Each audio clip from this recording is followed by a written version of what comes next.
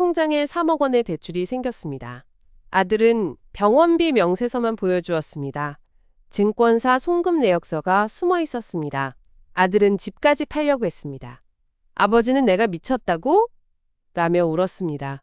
은행 직원까지 손을 잡았다면 진실은 어떻게 밝혀낼 수 있을까요? 아빠를 요양원으로 보내는 것이 낫겠습니다. 그날째가 병원에서 돌아와 남편 옆에서 졸다 깼을 때 휴대폰에 딸이 보낸 음성 파일 하나가 도착해 있었습니다. 딸은 평소처럼 안부를 묻는 말만 남겼지만 그 파일을 재생한 순간 저는 온몸에 혈관이 얼어붙는 것을 느꼈습니다. 그리고 며칠 후 남편의 서류 더미에서 제 눈을 피해 가려져 있던 한 장의 계약서가 모서리를 드러냈을 때 저는 비로소 알게 되었어요. 우리 집 지붕 아래 제가 가장 믿었던 사람이 우리의 모든 터전을 조금씩 무너뜨리고 있었다는 것을, 그 모든 신뢰는 정말 오래전부터 쌓여왔습니다.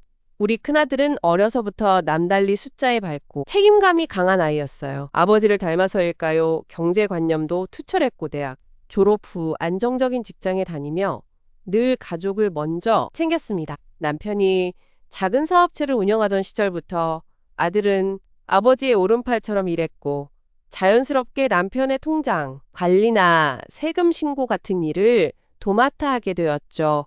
남편이 뇌경색으로 쓰러지기 전까지는 말입니다. 엄마 그런 거 저한테 맡기고 아빠 모시고 편히 쉬세요. 제가 다 할게요. 병원 중환자실 앞 복도에서 큰아들은 제 두 손을 꼭 잡으며 그렇게 말했어요. 그의 눈에는 피로와 걱정이 가득했지만 그 말 한마디 한마디는 너무나 확고하고 믿음직스러웠습니다. 남편이 깨어난 후에도 판단력과 언어 능력이 현저히 떨어진 상태라 모든 서류 작업과 병원 비용 정산은 당연히 아들의 몫이 되었습니다. 저는 남편의 간병과 집안일에 전념해야 했고 재정적인 문제는 아들이 남편과 예전부터 함께 써 오던 공동계좌에서 처리하면 된다고만 생각했죠. 생활 디테일은 아들의 신뢰도를 더욱 굳건하게 만들었습니다. 매달 초면 아들은 꼭 제게 카드 결제 내역이 담긴 문자를 보여주었어요. 병원비 약국 비용집 관리비까지 하나하나 자세히 설명해주며 엄마 이번 달은 아빠 특식 때문에 좀 더 나갔네요. 라거나 병원에서 새로 시키는 재활도구 값이에요. 라고 말이죠. 때로는 너무 자세히 알려주는 게 부담스럽기도 해서 그냥 대충 알려줘도 돼. 라고 했더니 그는 정색하며 말했습니다. 안 돼요, 엄마. 돈은 투명해야 한다고 항상 아빠께서 말씀하셨잖아요. 엄마도 꼭 확인하셔야 해요. 그 말이 얼마나 안심이 되었는지 모릅니다. 주변에서 노년기 부부 재산 문제로 싸우는 이야기, 자식들이 병든 부모 돈을 탐한다는 소리를 들을 때마다 저는 우리 아들을 떠올리며 우리 집은 괜찮아 라고 생각했어요. 그는 남편의 도장과 공동명의 서류들을 모두 안전한 곳에 잘 보관하고 있었고 남편의 상태를 설명할 때면 항상 의사 선생님의 말을 인용해 전문적으로 설명했습니다. 병원에서도 아들을 그렇게까지 챙기는 아들이 흔치 않다며 칭찬할 정도였으니까요. 신뢰의 절정은 남편의 퇴원을 준비하던 때였습니다. 집으로 돌아와도 지속적인 재활치료가 필요했고 아들은 남편의 진단서와 각종 서류를 들고 보건소와 요양등급 심사기관을 직접 돌아다녔습니다. 어느 날 저녁 그는 피곤한 얼굴로 진단서 사본 한 장을 제게 건네주었어요. 엄마 아빠 등급 나왔어요. 장기요양 3등급, 집에서 재활 서비스 받으실 수 있어요. 그 종이를 보며 저는 눈시울이 뜨거워졌습니다. 등급이 생각보다 낮아 실망스럽기도 했지만 아들이 이 모든 과정을 혼자서 해냈다는 사실이 감사할 따름이었죠. 그가 말했습니다. 앞으로 나갈 돈이 더 많아질 거예요. 엄마 걱정 마세요. 아빠랑 제가 예전에 모아둔 공동계좌도 있고 아빠 명의로 된 작은 적금도 있어요. 제가 잘 관리할게요. 그 순간 저는 그 어떤 의심도 할 수 없었습니다. 아들의 말은 우리 가족의 미래에 대한 확실한 보증서처럼 느껴졌어요. 그는 제게 남편의 휴대폰도 관리해달라고 부탁했는데 아빠가 갑자기 전화를 하시면 엄마가 받아주시고 제게 연락해주세요. 혼동하실까봐 제가 중요한 연락처는 정리해 둘게요. 라고 했습니다. 저는 그저 아들의 세심함에 고마울 뿐 그 휴대폰에 아들이 남긴 흔적이 있을 거란 생각은 꿈에도 못 했죠. 그러던 어느 날 딸이 영상 통화를 걸어왔습니다. 타지에 살던 딸은 아버지 병환 소식을 듣고 자주 전화를 했지만 경제적으로 여유가 없어 자주 오지는 못했어요. 엄마 아빠 오늘은 좀 어때요? 그냥 그래. 오늘은 좀 피곤해 하신다. 잠시 딸아이가 말을 멈추더니 목소리를 낮추었습니다. 엄마, 저 지난번에 오빠한테 아빠 병원비 명세서 좀 보내달라고 했었잖아요. 보험 처리할 때 참고하려고 오빠가 보내준 거 엄마도 보셨어요? 아니, 난 몰라. 그런 건 오빠가 다 하는 거니까. 그게 딸은 말을 더듬었습니다. 마치 무슨 말을 꺼내기 힘들어하는 것 같았죠. 무슨 문제라도 있어? 아니요, 별거 아니에요. 그냥 오빠가 너무 바쁘신가 보다 제가 물어본 지 일주일 만에야 겨우 보내주시더라고요. 엄마 아빠 치료비 큰 거 나가면 꼭 저한테도 말씀해주세요, 알겠죠? 딸의 말투가 왠지 모르게 수상쩍었지만 저는 그저 오빠에게 직접 물어보는 게 빠르겠다 생각했습니다. 다음날 아들을 만나자 그는 아주 당연한 듯이 말했어요. 여동생이 그걸 왜 물어보는 거예요? 엄마, 저희 가족끼리도 이제 돈 이야기는 조심해야. 여동생 시집살이 힘든데 혹시나 우리 집 일로 신경 써야 하나 봐서 그런 거 아니겠어요? 제가 다 처리하고 있다고 말씀 전해주세요. 그 말이 일리가 있어 보였습니다. 딸의 상황을 생각하면 미안한 마음이 들더군요. 아들은 다시 제게 카드 내역 문자를 보여주며 이번 달 병원비를 설명했고 저는 그 설명을 믿었습니다. 하지만 그때 제가 몰랐던 것은 딸이 오빠와의 그 통화 내용을 무심코 녹음해 두었다는 사실이었습니다. 그녀는 오빠의 태도가 평소와 달라 불안했고 혹시라도 자신이 잊어버릴까봐 기록해 둔 것이었죠. 그리고 그 파일이 제 손에 들어온 것은 아들이 평소보다 유난히 바쁘다고 집에 잘 오지 않던 어느 날이었습니다. 남편은 낮잠을 자고 계셨고 집안이 고요한 틈을 타 저는 딸이 보낸 그 음성 파일을 들었습니다. 처음 몇 분은 평범한 안부 인사였습니다. 하지만 중간쯤에서 딸의 목소리가 바뀌었어요. 오빠, 그런데 명세서에 항목이 좀 이상해. 재활 치료 비용이 엄청 많이 나왔는데 아빠가 받은 치료랑 맞는 거야? 잠시 침묵이 흐르고 아들의 목소리가 들렸습니다. 평소에 다정하지만 단호한 톤이 아니었어요. 살짝 딱딱하고 서둘러 말을 끊는 느낌이었죠. 너 그런 거 어디서 알아? 의사 선생님이 정한 거고 우리 아빠 상태에 꼭 필요한 치료야. 너는 멀리 있어서 모르지. 아니 오빠, 내가 아빠 주치의 선생님께 직접 전화해서 재활 프로그램 문의해봤다고? 선생님 말씀으론 그렇게 고가의 장비를 매일 사용하는 프로그램은 아빠한테 현재 필요 없다고 하시던데. 순간 아들의 목소리가 확 낮아지며 날카로워졌습니다. 너 무슨 상관이야? 내가 매일 병원 출근하는데 네가 뭘 알아? 선생님이 그때랑 지금이랑 처방이 다를 수 있잖아. 그리고 그런 식으로 함부로 병원에 전화하면 나중에 아빠 치료에 차질 생길 수 있다고. 앞으로 그런 짓 하지 마. 녹음은 그렇게 끊겼습니다. 제 손에서 휴대폰이 미끄러질 뻔했습니다. 아들의 그 목소리는 제가 알던 그 다정한 아들의 목소리가 아니었어요. 그것은 마치 자신의 영역을 침범당한 것을 경계하는 낯선 사람의 목소리 같았습니다. 그날 밤 저는 잠을 이루지 못했습니다. 아들이 바빠서 그랬겠지. 동생이 간섭하는 걸 싫어한 거겠지. 수많은 합리화가 머릿속을 맴돌았지만 가슴 한구석에 박힌 가시처럼 불편함이 사라지지 않았죠. 그 불편함은 며칠 후 또 다른 작은 모순을 만나며 조금씩 커져갔습니다. 남편의 약을 조제하러 갔던 약국에서 전화가 왔어요. 선생님, 지난번에 오신 분이 맞으세요? 환자분 뇌경색 후유증으로 드시는 약 맞나요? 제가 확인해 보니 처방 주신 병원이랑 약국 수납 내역이 좀 안 맞는 부분이 있어서요. 보험 공제 후 실제 납부하신 금액이 저희 기록과 다르네요. 저는 어리둥절했습니다. 무슨 말씀이세요? 약값은 제 아들이 카드로 결제한다고 했는데요. 아가족분이 처리하시는 거군요. 그럼 그분께 다시 확인해 보시는 게 좋을 것 같아요. 제가 잘못 본 걸 수도 있고요. 전화를 끊은 저는 이상한 기분이 들었습니다. 아들은 항상 모든 영수증을 보여주며 투명하게 처리한다고 했습니다. 약국 실수일까? 저는 그날 아들이 집에 오자 바로 물어보았습니다. 아들 아까 약국에서 전화가 왔는데 약값 내역이 뭔가 안 맞다더라. 아들의 얼굴에 순간 당황한 기색이 스쳤지만 금방 평정을 되찾았습니다. 엄마 그거 제가 말씀드리려고 했어요. 그 약국에서 시스템 오류가 있었대요. 제가 카드 결제는 했는데 그들이 처리를 제대로 안 해서 중복으로 청구된 거예요. 제가 이미 해결했어요. 엄마 신경 쓰지 마세요. 설명은 매번 그렇듯 완벽했습니다. 하지만 그 당황한 기색이 자꾸만 눈에 밟혔어요. 예전 같으면 그런 미세한 표정 변화를 의심조차 하지 않았을 텐데 딸의 녹음 파일을 들은 후부터인가 제 마음에 작은 균열이 생기기 시작한 것 같았습니다. 그러던 중남편의 상태가 잠시 안정되어 저도 마음을 놓고 있던 어느 날 남편이 평소에 가지 않던 서랍을 열려고 하는 모습을 보았습니다. 그 서랍은 아들이 중요한 서류 보관함이라고 하며 남편이 혼동하실까봐 잘 안 열게 해둔 곳이었죠. 저는 남편을 달래며 서랍을 열어보았습니다. 안에는 뭉텅이로 묶인 각종 계약서와 통장 사본들이 썩고 그 위에 남편의 도장 케이스가 놓여 있었습니다. 저는 무심코 그 뭉치를 꺼내 훑어보기 시작했어요. 대부분은 익숙한 서류들이었습니다.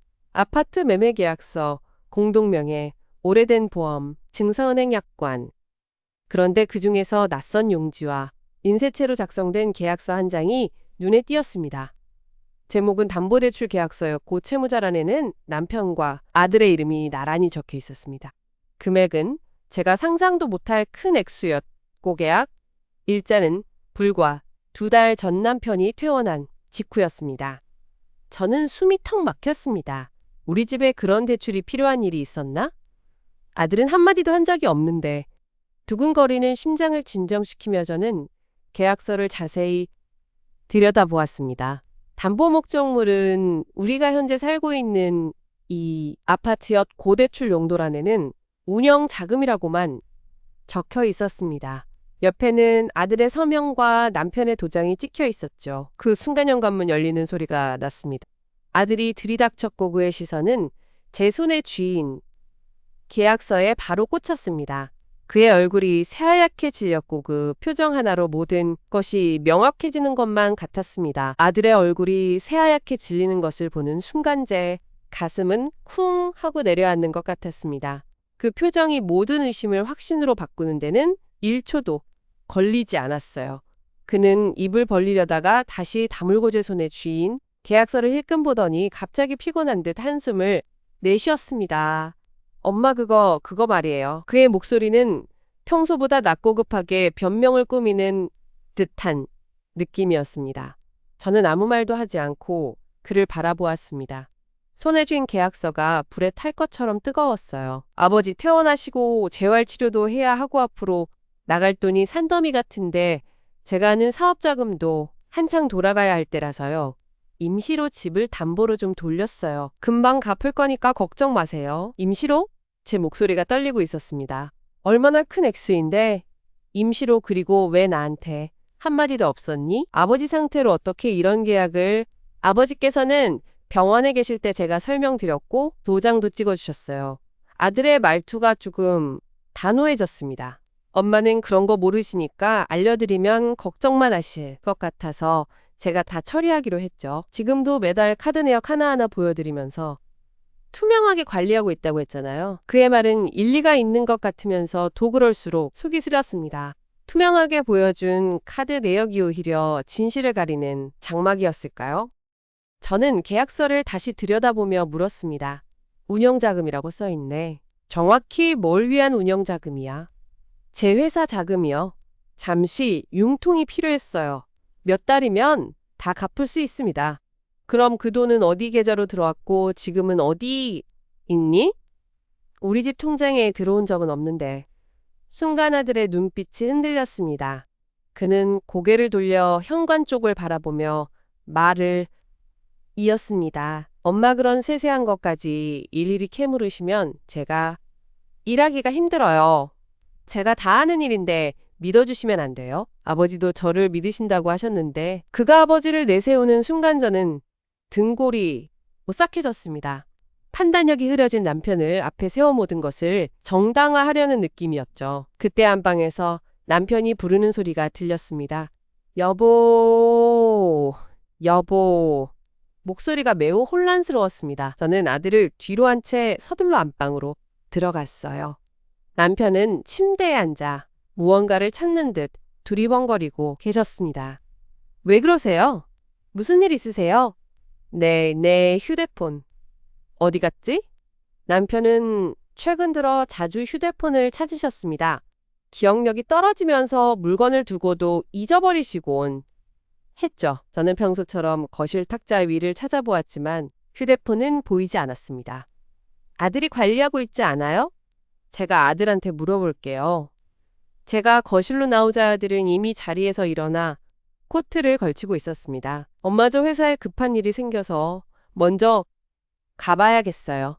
아버지 휴대폰은 제가 충전해 놓느라 가져갔었다가 내일 가져다 드릴게요. 그 계약서는 제가 잘 보관할 테니까 엄마는 아버지 돌보시는 일에만 집중하세요. 그는 서둘러 말을 마치고는 제 손에 쥐어져 있던 계약서를 살짝 빼앗으려는 듯 손을 뻗었습니다. 저는 본능적으로 계약서를 등 뒤로 숨겼습니다. 이건 내가 좀 더 보겠다. 아들의 얼굴에 순간 불편한 기색이 스쳤지만 그는 곧 평정을 되찾았습니다. 알겠어요. 하지만 엄마 그거 다른데 보여드리거나 하지 마세요. 남들이 알면 우리 집 체면이 땅에 떨어져요. 특히 시댁 친척들한테 아버지 병환에 엄마가 재정을 난장판으로 만든다고 소문이 이미 좀 나 있는데 이걸 들키면 정말 엄마만 힘들어질 거예요. 체면, 소문, 그 말에 저는 온몸이 얼어붙는 것 같았습니다. 그동안 친척 모임에서 느껴지던 이상한 시선들과 할머니 삼재께서 수고 많다는 말과 함께 건네시던 의미심장한 눈빛이 떠올랐어요. 그게 다 아들이 흘린 소문 때문이었을까요? 아들은 제가 멍하니 있는 사이 문을 열고 나가버렸습니다. 현관문이 닫히는 소리와 함께 저는 홀로 거실 한가운데 서서 손에 땀으로 축축해진 계약서를 바라보았습니다. 그런데 문득 아들이 서둘러 나가면서 바닥에 떨어뜨린 작은 영수증 같은 것이 눈에 띄었습니다. 주워들고 보니 익숙한 병원 로고가 찍힌 외래 진료비 입금 확인증이었습니다. 날짜는 일주일 전입 금액은 80만 원 입금자. 명의는 아들의 이름이었지만 옆에 작게 대리라고 적혀 있었습니다. 그런데 이상한 점은 지난주 아들이 카톡으로 보내준 해당 병원 내역지에는 진료비 120만 원이라고 기재되어 있었다는 것이었습니다. 40만 원의 차이. 이 차이는 어디로 간 걸까요? 약국에서 걸려왔던 전화가 다시 생각났습니다. 시스템 오류라고 했지만 정말 그런 걸까? 저는 서랍을 다시 여러 아들이 정리해둔 봉투 속 병원 내역지들을 꺼내기 시작했습니다. 하나둘 비교해 보았습니다. 몇 달치를 대조해 본의 아들이 보내준 내역지에 총액과 병원에서 직접 발급받을 수 있는 예상, 총액이 미묘하게 다르다는 걸 깨달았어요. 항목 하나하나는 비슷해 보이지만 고, 가해 특수, 재활치료 항목이 아들이 보내준 내역지에만 꾸준히 포함되어 있었습니다. 바로 딸이 녹음 파일에서 지적했던 그 항목이었죠. 숨이 가빠왔습니다. 저는 진정하기 위해 딸에게 전화를 걸려고 했지만 문득 아들의 경고가 머리를 스쳤습니다. 남들이 알면 체면이 땅에 떨어져요. 하지만 딸은 남이 아니잖아요. 우리 딸인데 저는 주저하지 않고 딸의 번호를 눌렀습니다. 엄마? 왜 이렇게 늦게 전화하세요? 아빠 상태 안 좋으세요? 딸의 목소리가 걱정스러웠습니다. 저는 목이 메어 말이 잘 나오지 않았습니다. 아니, 아빤 괜찮다. 너 그때 녹음 파일 그거 말고 오빠가 보내준 병원 비용 내역지 원본 같은 거 더 있니? 혹시 병원에서 직접 받은 거? 엄마 왜 그러세요? 무슨 일 있으신 거죠? 딸의 목소리가 긴장되었습니다. 원본은 없어요. 오빠가 보내준 사진으로만 봤는데 근데 저 그때 오빠랑 통화하고 나서 좀 불안해서 아빠 주치의 선생님 진료실에 직접 전화를 한 번 더 걸어왔어요. 그래서 뭐라고 했는데 선생님 비서분께서 전화를 받으시던 이 환자 가족이면 병원 홈페이지에서 공식 문의를 하라고 하시더라고요. 좀 딱딱하게 구시는 것 같아서 그런데 그 직후에 오빠한테서 전화가 왔어요. 내가 또 병원에 전화했냐고 쓸데없는 소문 만들지 말라고 화를 내시더라고요. 엄마 정말 뭔가 이상해요. 딸의 말을 들으니 가슴이 미어질 것 같았습니다. 저는 그간의 일담보대출 계약서 병원비 차이, 모든 것을 어렵사리 이야기했습니다. 딸은 한동안 아무 말이 없더니 숨 가쁜 목소리로 말했어요. 엄마 그거 사기 아니에요? 오빠가 아빠 병 먹고 돈을 뜯어가는 거잖아요. 사기라는 단어가 공기 중에 떠오르자 온몸에 소름이 돋았습니다. 하지만 동시에 그동안의 모든 퍼즐 조각이 맞아 들어가는 것만 같았어요. 투명하게 보여준 내역 체면에 대한 경고와 버지, 명의를 이용한 대출. 엄마 당장 오빠랑 다시 따져보세요. 그리고 그 계약서랑 내역지들 다 사진 찍어서 보관하세요. 제가 내일 당장 휴가 내고 내려갈게요. 돈은 많지 않지만 일단 아빠 병원비는 제가 보내드릴 테니까 우리 집 통장은 건드리지 마세요. 아니 너 힘들게 살면서 무슨. 엄마, 지금 그럴 때 아니에요. 딸의 목소리가 처음으로 커졌습니다. 우리 가족이 풀어야 할 문제예요. 제가 시집 갔다고 남의 집 사람이 된 게 아니잖아요. 일단 아빠 통장과 엄마 통장에 아직 얼마 남아있는지부터 확인하시고 오빠가 아는 비밀번호는 다 바꾸세요. 제가 내일 가서 같이 은행도 가고 병원에도 가보자고요. 딸의 단호한 말에 저는 조금씩 기운이 돌아오는 느낌이었습니다. 혼자가 아니었어요. 전화를 끊고 저는 남편의 통장과 제 통장을 찾아냈습니다. 인터넷 뱅킹을 하려니 비밀번호가 기억나지 않았습니다. 평소 아들이 제가 할게요 하며 다 처리해버려서 저는 그저 안심만 하고 있었거든요. 저는 은행 고객센터에 전화를 걸어 비밀번호 찾기 절차를 문의했고 본인 확인을 위해 남편의 주민등록증이 필요하다는 답변을 들었습니다. 주민등록증은 역시 중요한 서류 보관함에 있었습니다. 서랍을 다시 열어 꺼내는 순간가 아래에서 또 다른 봉투가 눈에 들어왔습니다. 봉투에는 요양원 상담 자료라고 적혀 있었고 안에는 몇 군데 요양원의 브로슈어와 견적서가 들어 있었습니다. 그중 한 장의 메모지에 아들의 필체로 아버지 1. 인실월 250 가능. 서류는 제가 준비한 점이라고 적혀 있었습니다. 남편은 요양원 가는 것을 극도로 싫어하셨습니다. 집에서 보내달라고 애원하셨죠. 그런데 아들은 이미 견적까지 보고 있었습니다. 그 순간 안방에서 낮은 울음소리가 들려왔습니다. 황급히 들어가 보니 남편이 베개에 얼굴을 파묻고 흐느끼고 계셨습니다. 왜 그러세요? 어디 아프세요? 제가 다가가자 남편은 고개를 들었습니다. 눈가에는 눈물이 가득했고 입술을 떨며 힘겹게 말을 있더군요. 내가 미쳤어? 내가 뭘 했지? 무슨 말씀이세요? 아무 잘못도 안 하셨는데요. 아들이 나 도장 찍으라고 큰돈. 그런데 돈 안 보여. 남편의 말은 끊어지고 단어만 나왔지만 그 충격은 선명했습니다. 남편도 무언가 느끼고 계셨던 거예요. 아들이 도장 찍으라고 했고 큰돈이 관련되어 있는데 그 돈이 안 보인다. 저는 남편의 손을 꼭 잡았습니다. 괜찮아요? 괜찮아. 제가 알아볼게요. 우리가 같이 해결해 나갈 거예요. 그러나 남편은 고개를 저으며 더욱 슬픈 목소리로 중얼거렸습니다. 내 집, 우리 집 위험해. 아들이 집 봐라. 집을 판다는 말에 저는 정말로 얼음장이 되었습니다. 담보대출은 집을 잃을 수도 있는 첫걸음이었을까요? 저는 남편을 달래드린 후 서둘러 컴퓨터 앞에 앉아 담보대출 계약서를 자세히 검토하기 시작했습니다. 남편을 달래드리고 나서 저는 컴퓨터 앞에 앉아 그 담보대출 계약서를 한 줄 한 줄 뜯어보았습니다. 대출 금액은 3억 원이었습니다. 대출 기간은 저희 동네에 있는 지방은행 지점이었고 대출 실행일은 남편이 태어난 지 딱 일주일 뒤였습니다. 용도는 운영자금이라고만 적혀 있고 상환, 방식은 거치 후 분할 상환이었습니다. 가장 충격적인 것은 대출금 입금 계좌번호였습니다. 제가 아는 남편의 통장이 아니었습니다. 오히려 예전에 큰아들이 아버지와 공동으로 사업용 계좌 하나 만들게 해주세요 하며 남편을 데리고 간 은행에서 만든 계좌라는 것이 희미하게 떠올랐습니다. 그 순간 현관문 초인종이 울렸습니다. 심장이 덜컥 내려앉았습니다. 창문으로 살짝 내다보니 큰아들의 차가 주차되어 있었습니다. 저는 재빨리 계약서를 서류 봉투에 넣어 책상 서랍 깊숙이 밀어 넣었습니다. 남편은 안방에서 잠든 듯 조용했습니다. 문을 열자 큰아들은 평소와 다름없이 밝은 표정이었습니다. 손에는 건강보양식이라고 하는 영양제 세트가 들려 있었죠. 엄마 왜 전화 안 받으셨어요? 아버지 상태는 괜찮으세요? 좀 피곤하셔서 주무시는 것 같아. 저는 목소리가 떨리지 않도록 최대한 평온하게 말하려 했습니다. 큰아이는 현관을 들어서며 슬리퍼를 갈아 신더군요.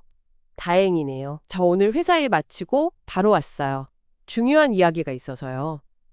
저는 어쩔 수 없이 거실로 그를 안내했습니다. 그는 소파에 앉아 영양제 상자를 내려놓고는 잠시 말없이 저를 바라보았습니다. 그 눈빛이 평소의 다정함과는 사뭇 달랐습니다. 예리하고 무언가를 재고 있는 듯한 느낌이었죠. 엄마 혹시 제 서류 좀 보셨어요? 제가 깜빡하고 두고 간 것 같은데. 그의 말투는 부드러웠지만 그 속에는 확고한 압박감이 스며들어 있었습니다. 서류? 무슨 서류? 그냥 아버지 병원 관련 서류 몇 장이에요. 제가 정리해 놓은 건데 없어지면 좀 곤란하거든요. 저는 고개를 저었습니다. 못 봤어. 네가 두고 간 거라면 내가 잘 찾아봐. 그는 한숨을 내쉬며 이 말을 짚었습니다. 엄마 사실은요. 그의 목소리가 낮아졌습니다. 아버지 병원비 문제 때문에 제가 좀 조사를 해봤어요. 그런데 엄마가 약국에다 이상한 문의를 하셨다면서요? 그것 때문에 병원 관계자한테서 연락이 왔어. 민원 제기하는 것처럼 보일 수 있다고. 저는 가슴이 철렁했습니다. 그가 먼저 공격으로 나선 것이었습니다. 내가 문의를 한 건 당연한 거 아니니? 명세서랑 실제 납부한 내역이 다른데. 그게 시스템 오류라고 했잖아, 요 엄마. 그의 목소리가 갑자기 커졌습니다. 안방에서 작은 신음소리가 들리는 듯 했지만 그는 멈추지 않았습니다. 엄마는 왜 자꾸 제 말을 안 믿으시는 거예요? 제가 이렇게 애쓰는데 엄마는 오히려 제 뒤통수를 치시려는 것 같아서 정말 속상해요. 그는 눈가를 붉혔습니다. 가스라이팅인지 진짜 서운함인지 구분이 안 갈 만큼 완벽한 연기였습니다. 내가 네 뒤통수를 친다고? 그건 무슨... 그럼요. 그는 말을 가로막으며 스마트폰을 꺼내 들었습니다. 엄마가 삼촌한테 전화해서 제가 아버지 돈을 가로챈다고 소문내고 다닌다는 말씀까지 들었어요. 삼촌이 저한테 화내면서 전화했단 말이에요. 우리 가족 체면이 다 말아먹힌다고. 저는 정말이지 어이없어서 입이 떡 벌어졌습니다. 시댁 친척 중 가장 조신하신 큰 시동생님 그분께 저는 오히려 큰아들의 행실이 이상하다고 조심스럽게 털어놓은 적이 있었습니다. 그런데 그 이야기가 이렇게 왜곡되어 돌아오다니 내가 그런 말 한 적 없어. 단지 네가 보여준 서류랑 실제 병원에서 받은 내역이 다르다니까 혹시 모를 실수를 확인해보자는 뜻으로 말했을 뿐이야. 확인? 그는 비웃는 듯한 표정을 지었습니다. 엄마는 뭘 확인하실 건데요? 은행 업무도 병원 업무도 모르시면서. 그냥 제 말만 믿고 조용히 계시면 안 돼요. 아버지도 병원으로 힘드신데 엄마까지 이러시면 제가 정말 힘들어 죽겠어요. 그의 말에는 눈물이 맺혀 있었습니다. 저는 순간적으로 마음이 흔들렸습니다. 정말 내가 잘못 보고 오해하는 건가? 하지만 서랍 속 계약서와 남편의 울음소리 그리고 딸이 건네준 녹취 파일의 목소리가 머릿속에서 떠나질 않았습니다. 그때 안방 문이 열리며 남편이 비틀거리며 나오셨습니다. 얼굴은 창백했고 눈은 큰아들을 뚫어지게 바라보고 계셨습니다. 너 왜 그래? 남편의 말투는 분명하지 않았지만 그 안에 담긴 분노와 실망은 선명했습니다. 큰아들은 당황한 기색을 보이며 벌떡 일어났습니다. 아버지 왜 나오셨어요? 좀 쉬세요. 쉬라고? 내 집, 내 돈 네가. 남편은 말을 잇지 못하고 심하게 헐떡이셨습니다. 저는 서둘러 남편의 팔을 붙잡고 진정시키려 했습니다. 큰아들은 그 모습을 보더니 오히려 더 차가운 어조로 말했습니다. 아버지도 이제 정신이 좀 이상하신 거 보세요. 저런 상태로 중요한 결정을 내리실 수 있다고 생각하세요? 그래서 제가 미리 요양원도 알아보고 서류도 준비한 전문적인 케어가 필요하신 거잖아요. 요양원은 싫어. 남편이 갑자기 큰 소리로 외쳤습니다. 난 집에 있을 거야. 큰아들은 잠시 말없이 남편을 바라보더니 어깨를 으쓱였습니다. 아버지 마음대로 안 될 때도 있어요. 의사 선생님도 장기요양 등급 나오시면 시설 가는 게 좋다고 하셨다며요. 그런데 엄마가 고집을 부리니까 그는 저를 향해 시선을 돌렸습니다. 엄마 아버지 때문에 당신 삶도 망가져가고 있어요. 주변에서도 다 그렇게 말씀하신다니까요. 남편 병원비로 가산을 탕진하는 아내라는 소리. 듣기 좋으세요? 저는 그 말에 정말로 뒷목이 잡힐 것 같았습니다. 그가 바로 그 소문의 근원이 분명한데 오히려 제가 그런 소문에 휘둘리는 불쌍한 존재인 양 말하고 있었습니다. 그만해. 저는 평생 처음으로 아들에게 낮고 단호한 목소리로 말했습니다. 네가 한 일 다 알고 있어. 담보대출 계약서도 봤어. 큰아들의 얼굴색이 순간적으로 변했습니다. 혈색이 가시고 눈이 동그래졌습니다. 엄마가 그걸 어디서 그 큰 돈을 썼니? 3억 원이 어디로 갔어? 그리고 병원비 차액은 얼마나 되는데?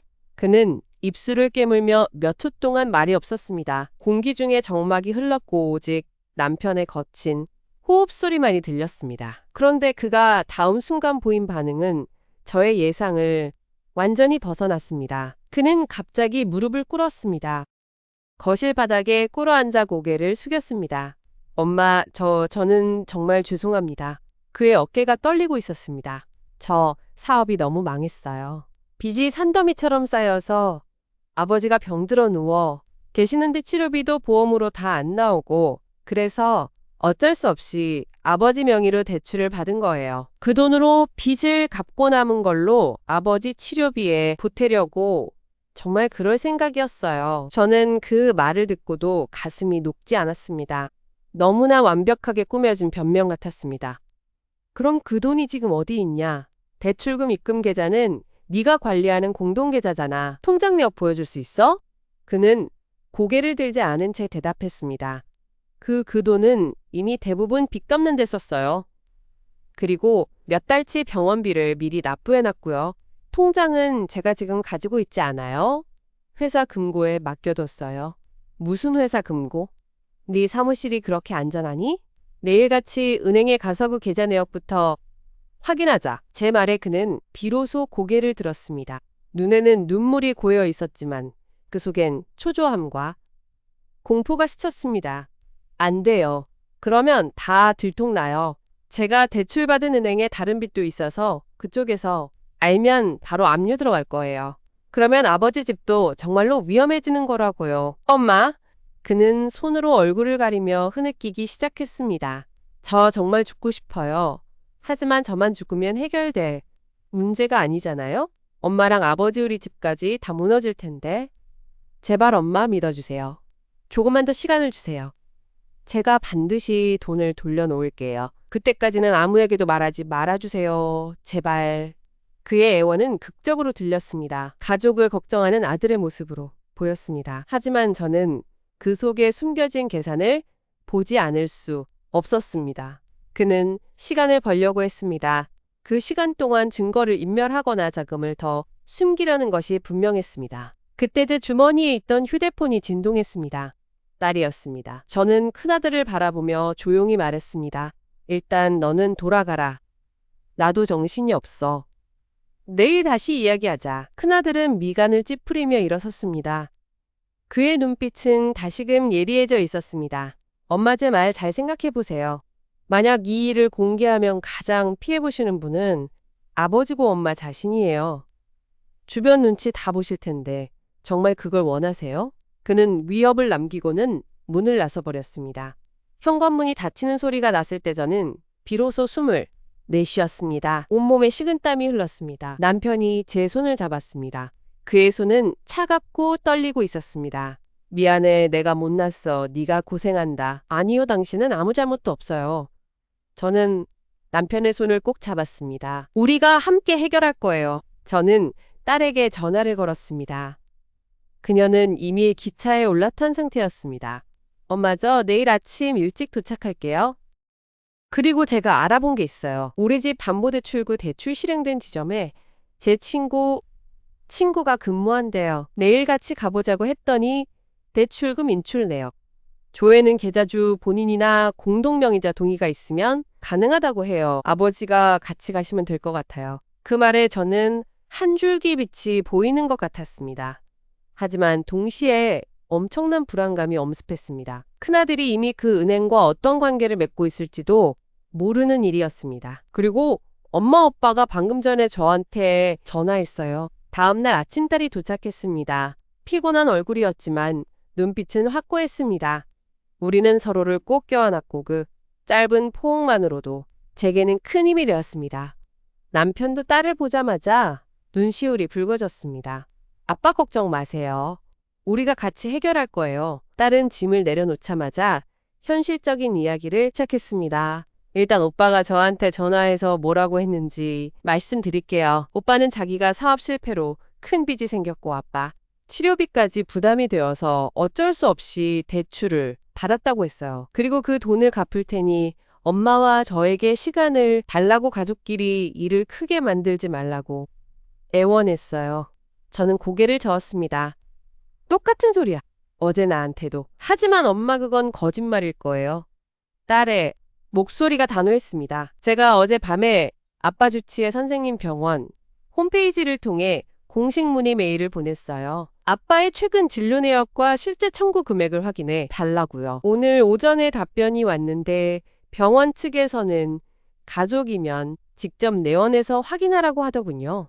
그런데 그 메일을 확인한 지 10분도 안 돼요. 오빠에게서 전화가 왔어요. 어떻게 그걸 알았는지 저는 숨이 막힐 것 같았습니다. 아들은 병원 내부까지 눈을 둔 걸까요? 그래서 우리는 먼저 은행부터 가야 해요. 딸이 말을 이었습니다.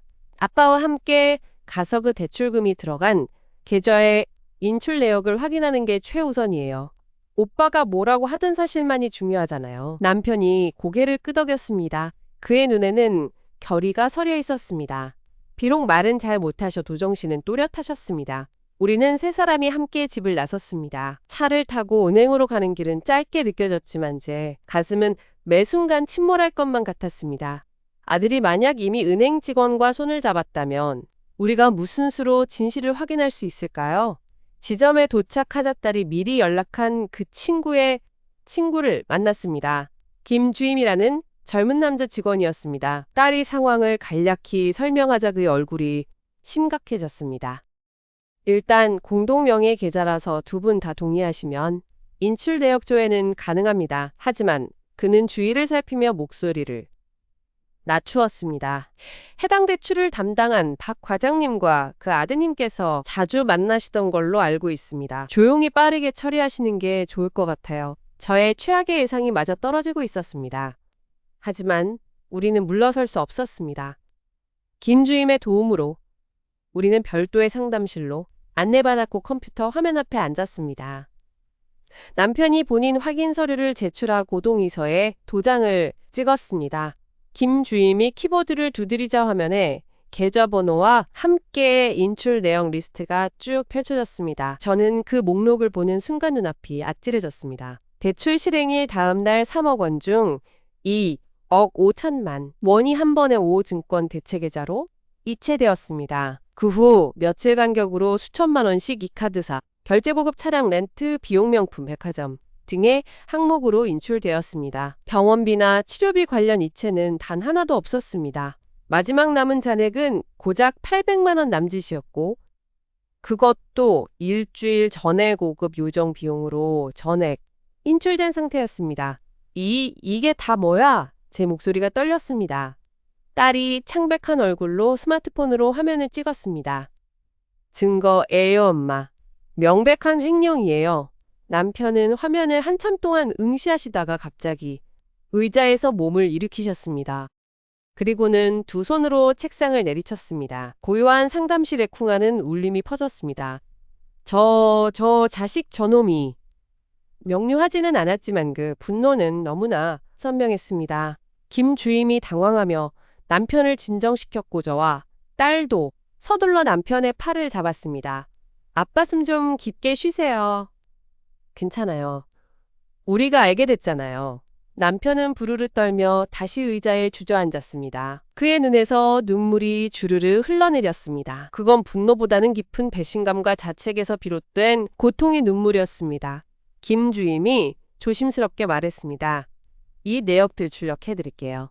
그리고 법적 대응을 고려하신다면 빨리 행동하시는 게 좋습니다. 저희 지점 내부 문제도 있을 수 있어서 우리는 인출 내역 출력물을 받아 챙겼습니다.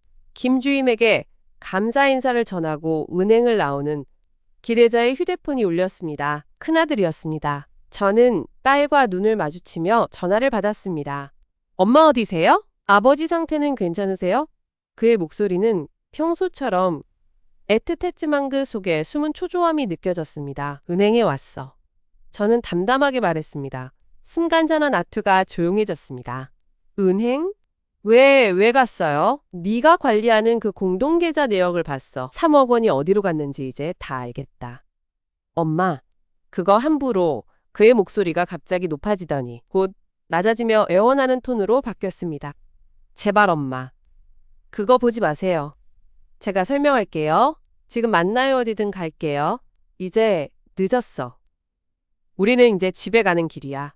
그리고 더 이상 네 변명은 듣지 않을 거야. 제가 전화를 끊으려는 순간 그의 목소리가 날카로워졌습니다. 엄마 정말 그렇게 하시면 다 엎어질 거예요. 아버지, 집도 엄마 체면도 다. 제가 어떻게든 할 테니까 그 출력물 같은 거 없애주세요, 제발. 그는 이미 우리가 내역을 출력했음을 직감한 모양이었습니다. 저는 아무 말 없이 전화를 끊었습니다. 집에 돌아온 우리는 서로를 지켜줄 것을 다짐했습니다. 딸이 먼저 행동에 나섰습니다. 일단 경찰에 신고하는 게 맞아요, 엄마. 사기와 횡령이에요. 그리고 그 담보대출 계약서와 병원 내역지 녹취, 파일 모두 증거로 제출해야 해요. 저는 마음이 무거웠습니다. 내 아들을 경찰에 넘기는 일이었습니다. 하지만 그가 저지른 일은 단순한 가족 간의 다툼을 넘어선 범죄였습니다. 우리의 집과 생활을 위협했고 병든 아버지를 이용했습니다. 엄마 망설이지 마세요.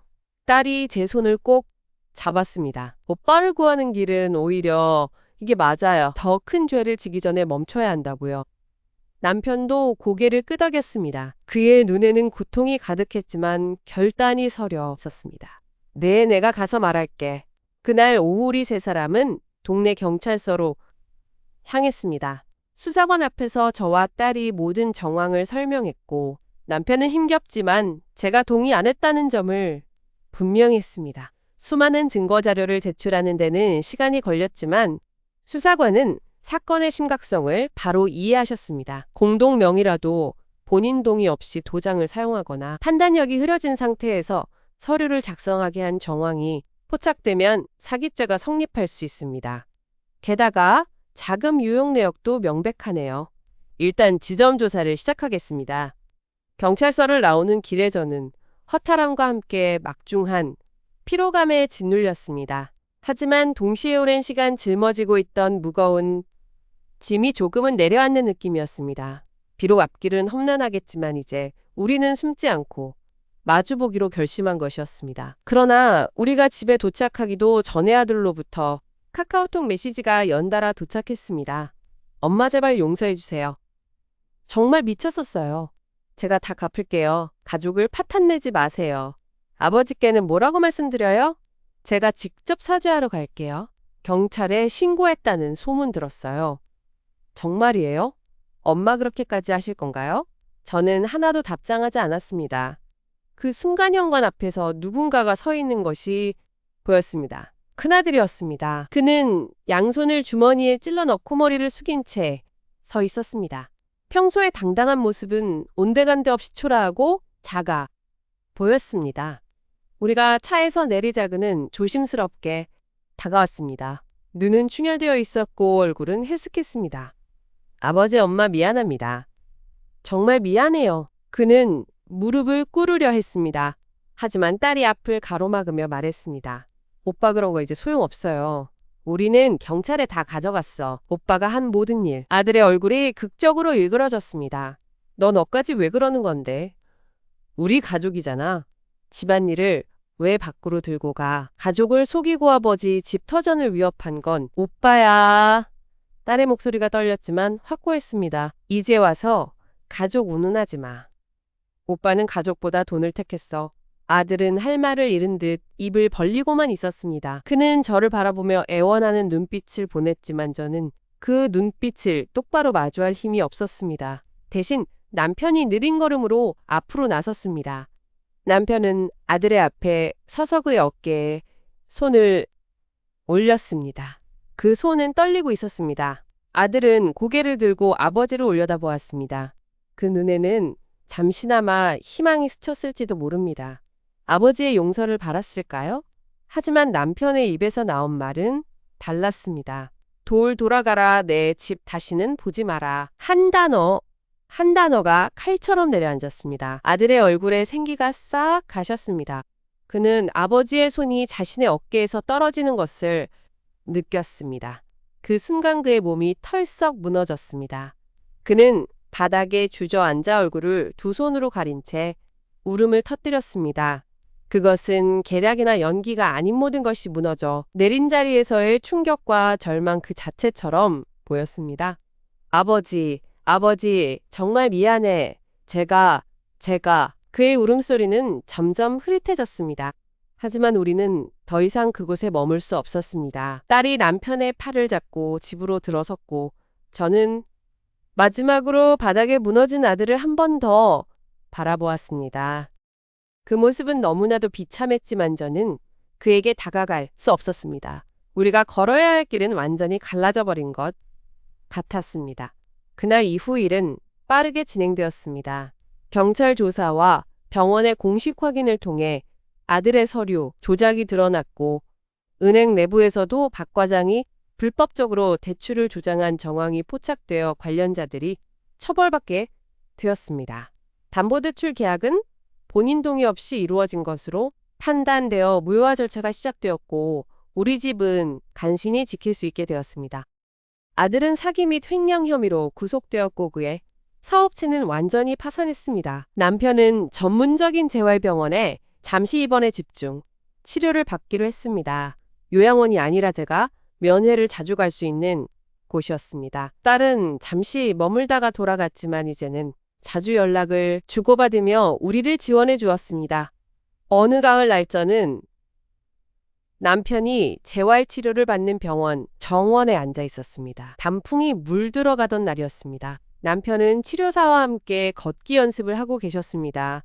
비록 걸음은 아직 느렸지만 그 발걸음은 더 이상 흔들리지 않았습니다. 제 손에는 법원에서 온 서류 한 장이 쥐어져 있었습니다. 아들의 판결이 내려졌다는 통보서였습니다. 형량은 생각보다 길었습니다. 저는 그 종이를 접어 가방 속에 넣었습니다. 슬픔은 여전히 가슴 한구석에 자리 잡고 있었지만 그것이 삶의 전부는 아니게 되었습니다. 남편이 저를 발견하고 힘들게나마 손을 흔들어 주었습니다. 저도 손을 흔들며 미소 지었습니다. 바람이 살랑거리며 마른 나뭇잎들을 살짝 흩날렸습니다. 우리의 삶은 결코 예전처럼 평온하지 않을 것입니다. 깨진 신뢰와 상처는 오랜 시간을 간직할 것이고 빈자리는 쉽게 채워지지 않을 테지요. 하지만 적어도 이제 우리는 더 이상 거짓 위에 서 있지 않습니다. 바람이 불어도 무너지지 않을 비록 작지만 확실한 땅 위에 발을 디디고 서 있습니다. 그 사실 하나만으로 오늘도 저는 남편의 손을 잡고 함께 걸어갈 수 있을 것 같았습니다.